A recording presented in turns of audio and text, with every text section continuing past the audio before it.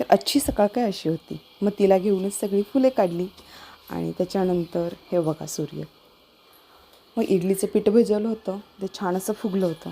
मग मस्त अशा इडल्या आणि चटणी बनवायची होती मला. मग पटकन ते करायला घेतलं, सगळं आवरलं, अंघोळ वगैरे झालीच होती. मग इडली बनवली, चटणी बनवली, त्याच्यानंतर जी काही भांडी पडतात ना इडलीची ती हे बघ असं. त्याच्यानंतर मला देवपूजा करायची होती, पण मॅडमचं असं काहीतरी वाचायचं चाललं होतं. मग ती वाचत होती, ती दाखवत होती मला की मम्मा हे असं असं आहे. तर ती काय वाचत होती हे ऐका आता. तर तसं मला समजत नव्हतं म्हणून माझ्या पायावरती ठेवून तिला वाचायचं होतं.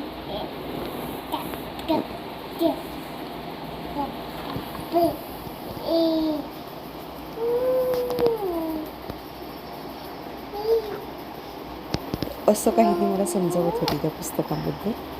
आणि त्याच्यानंतर मग मी म्हणलं हां बाई ठीक आहे.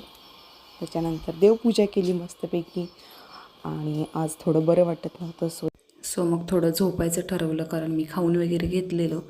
मग त्याच्यानंतर झोपले आणि आद्याला त्याच्या पप्पांपाशी सोडलं होतं, कारण मला खरंच सकाळपासून म्हणजे असं काही करावंसंच वाटत नव्हतं. तरी ही सगळी कामं आवरली. So thanks for the watching आणि लाईक करायला विसरू नका. थँक्यू.